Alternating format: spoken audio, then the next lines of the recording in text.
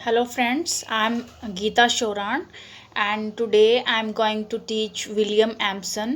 William Ampson new criticism का first writer है और न्यू क्रिटिसिज्म के बारे में मैं पहले ही लिटरेरी थ्योरी पार्ट 1 में बता चुकी हूँ। बहुत अच्छे से मैंने वहाँ एक्सप्लेन किया है। अगर आप न्यू क्रिटिसिज्म के बारे में जानना चाहते हैं कि ये क्या है, इस मोमेंट में क्या क्या कहा गया था, राइटर्स की जो सोच थी वो क्या थी, तो आप उस वीडियो को देख सकते हैं। और जब आप उस वीडियो को देख लेंगे तो आगे का जो पार्ट्स हैं वो अच्छे से आप समझ पाएंगे। तो चलते हैं जो फर्स्ट राइटर है न्यू क्रिटिसिज्म का, उसके बारे में जानते हैं। विलियम एम्पसन एक बहुत अच्छे क्रिटिक और पोएट थे और इन्होंने बहुत सारे वर्क्स लिखे अपने लाइफ टाइम में। और लिटरेरी वर्क जो इन्होंने लिखे उनमें से जो 3 मेन और इम्पोर्टेंट जो वर्क्स थे वो मैंने मेरे नोट्स में डाले हैं, जो नेट पॉइंट ऑफ व्यू से बहुत ज़्यादा इम्पोर्टेंट हैं और आपके लिए भी बहुत ज़्यादा बेनिफिशियल रहेंगे ये। जो फर्स्ट इनका वर्क है वो है 7 types of ambiguity. It is the most important work was written by William Empson. The second work is some versions of pastoral and the third work is Milton's God. इनमें से ये जो 3 work इन्होंने लिखे, इनमें से क्वेश्चन पूछे जाते हैं, इसलिए मैंने इन तीनों को ही डाला है, क्योंकि और कहीं से क्वेश्चन नहीं पूछे जाते, इनमें से ही मोस्टली क्वेश्चन पूछे जाते हैं। एक बार नेट में पूछ लिया गया था, ये 4 ऑप्शन दिए गए थे, चारों में से 3 ऑप्शन में ये वर्क दिए गए थे और एक ऑप्शन में किसी और का वर्क डाल दिया गया था और पूछा गया था कि विलियम एम्पसन ने कौन सा वर्क नहीं लिखा है। तो उसमें ये तीनों तो इन्होंने लिखे हैं, वो अगर किसी को पता है तो वो उसका आंसर अच्छे से दे पाएगा। अब चलते हैं कि इनका मोस्ट इम्पोर्टेंट जो वर्क है 7 टाइप्स ऑफ एम्बिग्यूटी, उसको हम डीपली जानें तो बहुत ज़्यादा अच्छा रहेगा, क्योंकि ये जो इनका वर्क है इसमें से बहुत ज़्यादा क्वेश्चन उठते हैं और नेट में बहुत ज़्यादा क्वेश्चन पूछे जाते हैं। इन्होंने कंसेप्ट दिया था एम्बिग्यूटी का और वो जो कंसेप्ट है वो इसी वर्क से बिलोंग था। अब हम जान लेते हैं कि इस वर्क में इन्होंने क्या क्या लिखा था। तो ये हैं विलियम एम्पसन जी, आप देख सकते हैं। जब हम पिक्चर देख लेते हैं तो पिक्चर हमारे माइंड में रहती है, तो मेमोराइज करने में आसानी रहती है, इसलिए मैंने इसमें इसको डाल दिया है। तो विलियम एम्पसन कौन थे? विलियम एम्पसन एक लिटरेरी क्रिटिक थे, पोएट थे, widely influential for his practice of closely reading literary works, a practical fundamental to new criticism. New criticism में इनका बहुत एक बड़ा योगदान रहा है और इनको इनके वर्क 7 टाइप ऑफ एम्बिग्यूटी के लिए जाना जाता है, जो इन्होंने पब्लिश करवाई थी 1930 में। बेसिकली इस वर्क में लिखा क्या गया है, 7 टाइप ऑफ एम्बिग्यूटी एक वर्क है लिटरेरी क्रिटिसिज्म का और इसमें इन्होंने बताया है कि पोएम्स में 7 टाइप की एम्बिग्यूटीज होती हैं, 7 टाइप की पजलिंग होती है। कब होती है ये पजलिंग?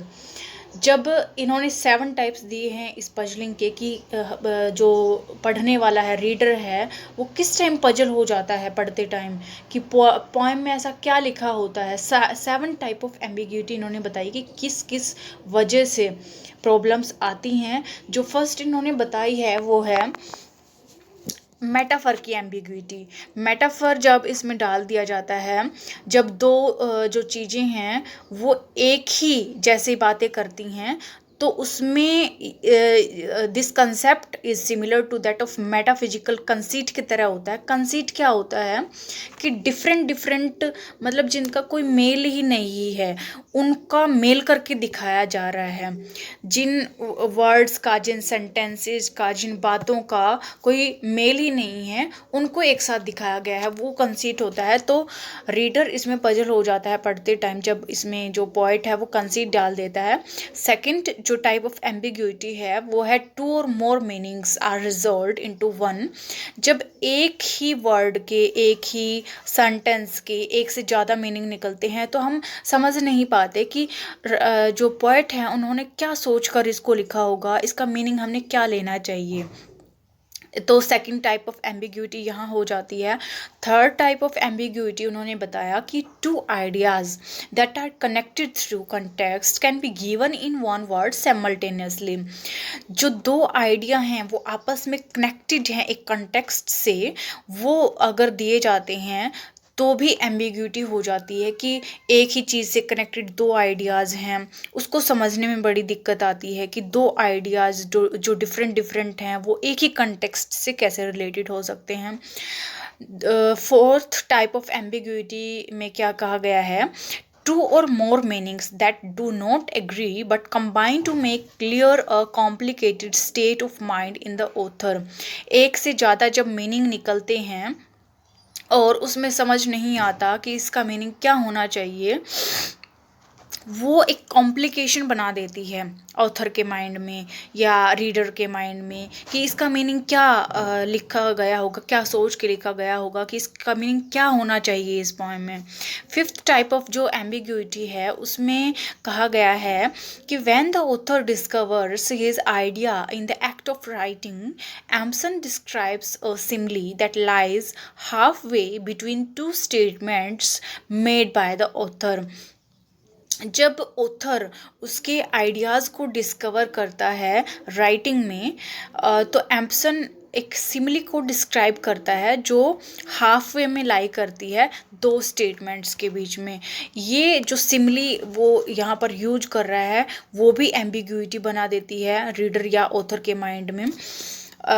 सिक्स्थ जो टाइप ऑफ एम्बिग्यूटी उन्होंने बताई, when a statement says nothing and the readers are forced to invent a statement of their own, most likely in conflict with that of the author. जब एक statement कुछ नहीं कहती और reader को force किया जाता है कि वो अपने आप ही इन्वेंट करे उसका मीनिंग क्या होना चाहिए, रीडर अपने ही ढंग से उसका मीनिंग निकालने की कोशिश करता है, तो एम्बिग्यूटी हो जाती है। सेवंथ पार्ट जो इन्होंने दिया है वो बहुत ज़्यादा इंपॉर्टेंट है, नेट पॉइंट ऑफ व्यू से ये पूछा जा सकता है, इसको प्लीज़ ध्यान रखना। सेवंथ पार्ट में कहा गया है कि two words that within context are opposite, दो वर्ड्स अपोजिट हैं, that expose a fundamental division in the author's mind. जो ऑथर के माइंड में एक फंडामेंटल डिवीजन को एक्सपोज करता है। Two words that within context are opposite, दो वर्ड्स हैं जो बिल्कुल ही अपोजिट हैं और वो यूज किए गए हैं, तो उसमें एम्बिग्यूटी हो जाती है, पजलिंग हो जाती है, कुछ समझ नहीं आता है। तो उन्होंने बताया कि एक पोइट्री में 7 टाइप ऑफ एम्बिग्यूटीज़ हो सकती हैं, और ये जो 7 टाइप ऑफ एम्बिग्यूटी है इनको इतना डीपली पढ़ने की आपको ज़रूरत नहीं है। जो 7th टाइप ऑफ एम्बिग्यूटीज़ में से क्वेश्चन आ सकता है ये बहुत ज़्यादा इंपॉर्टेंट है, इसको प्लीज़ आप ध्यान रखिएगा। अगर इनमें से क्वेश्चन की बात करें कि विलियम एम्पसन से क्या क्या क्वेश्चन उठे थे पिछली बार नेट में, तो जो फर्स्ट क्वेश्चन था वो था विलियम एम्पसन का जो 7 टाइप ऑफ एम्बिग्यूटी है वो किसकी बात करता है, किसके बारे में बात करता है। तो इसका जो आंसर था वो था it is an analysis of poetic ambivalence, mixed feeling and emotions के बारे में ये बात करता है। ये एनालाइज है पोएटिक एम्बिवेलेंस का, ये इसका आंसर होना था।